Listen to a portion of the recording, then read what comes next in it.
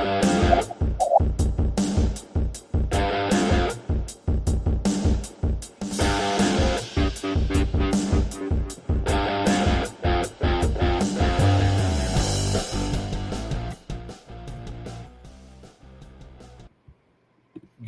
morning, hockey fans. This is Stephen Heisler with HeisHockey.com, the Victorious Hockey Company, and the Junior Hockey Discussion Group on Facebook. You are watching the Junior Hockey Morning Show. We are on the World Sports Broadcasting Network. That is WSBN.TV, YouTube, X, Facebook. Hopefully today you're watching from home, from work, listening in your car, wherever you are. We hope that you enjoyed your weekend in hockey, and we'll move into today's topic. A good coach can be everything for a young player. Let's be clear.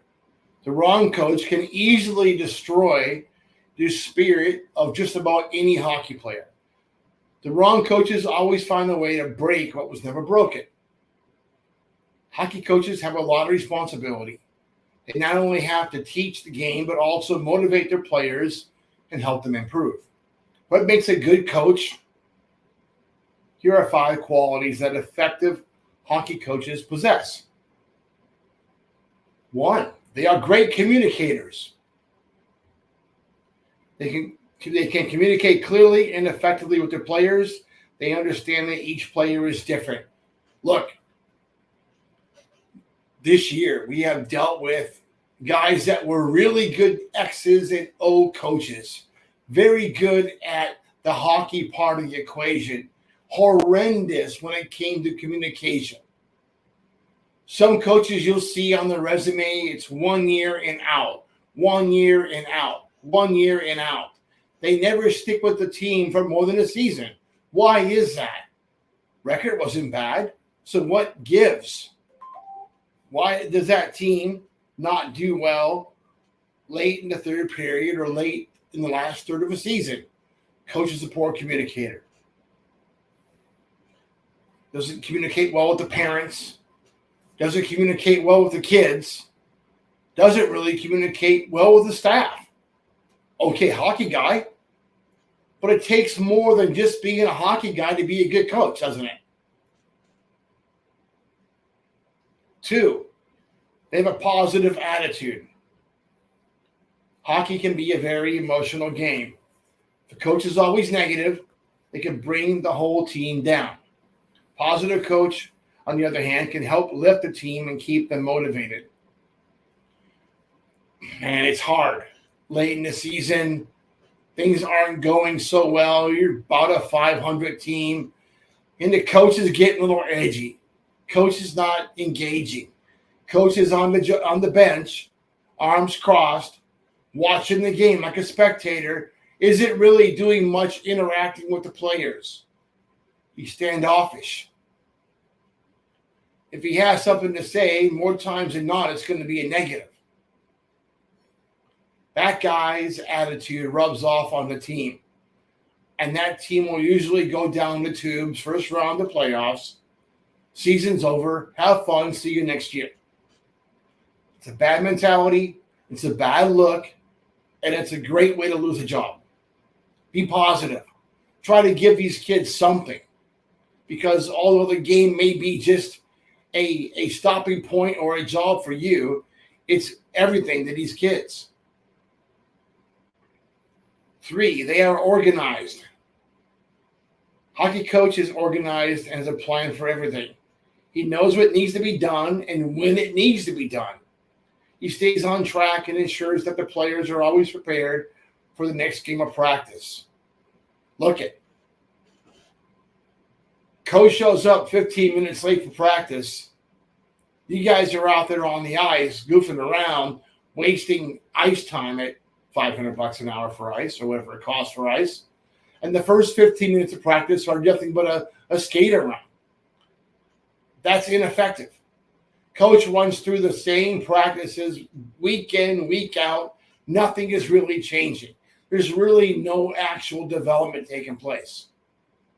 Practices shouldn't be a routine. Practices should be something where you guys are enhanced, your game's getting enhanced, you're working on some skill development, you're working on new breakouts. Something is going on. It's a learning opportunity. It's a teaching opportunity. At the junior level, you have to continuously be teaching. Stay organized. Run practical practices. Number 4, they are passionate about the game. A love for the game is essential. Passion will rub off on the players and make them want to work hard and improve. Coaches that are not passionate about hockey is not likely to be successful in teaching or motivating their players. Kind of goes back to not wanting to be there, where it's more about the lifestyle or saying you're a hockey coach than actually being one. You have to want it. You don't want to be a donkey. You don't want to have a fight with the referees every week, but show some heart, show some fire, show some gusto. Show these kids you care about them and their success. It's important. Number 5, they have a good work ethic. All coaches should have a great work ethic, but it's especially important for hockey coaches. They have to set an example for the players. If the coach is not working hard, then the players won't be working hard either. A good work ethic will inspire players. You know, we see it all the time. Coach doesn't want to return phone calls. Coach doesn't respond to parents. Coach shrugs off player meetings, doesn't do film work, doesn't study the opposition the week before a game, doesn't pass on any hints or clues to his team about what to expect, makes them all kind of figure it out for themselves. Practices are not something that's productive whatsoever. You know what, coach? If you don't want to coach, get the hell out. Somebody else will take that job. You're not irreplaceable. Nothing that you did in your life says you have to be a coach the rest of your life. Go be a farmer if that's what you want to do. Be a steel worker, be a cop, be something else. But don't waste these kids' time and the parents' money because you don't really want to be there. Do the job. Side bonus here. Motivational attitude of a hockey coach. Coaches are always looking for an edge to help their team win. They spend hours studying film. This is the good coaches. The good coaches spend hours studying film, coming up with new plays or game plans, or working on team morale.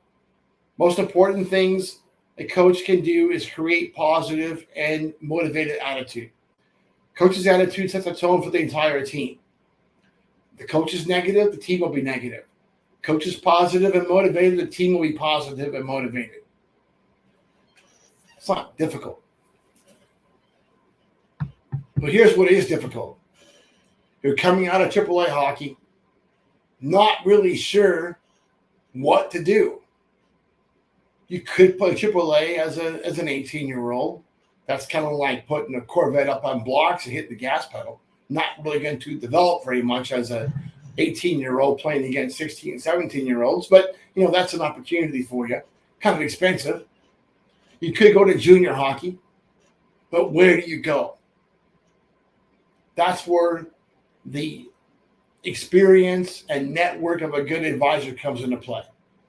Don't take a chance. You can ruin a whole year doing nothing and spinning your tires and not getting any better and learning how to vape and party and hang out with the boys, but that's not development. Here's what I can guarantee you. If you're 18 years old and you go to one of those teams and it becomes more of a boys in the hood fest and not much hockey development, you will be with that at that level of play the rest of your career. And you'll play college club hockey and you'll end up in men's league pretty quick. But if you want to take the game seriously, you want to climb the ladder of development, you're my kind of player. I want to talk to you. Check out the link in today's article on heishockey.com. Let's have a conversation. That's it for today. Hope that you enjoy your morning coffee and Have a great day in hockey.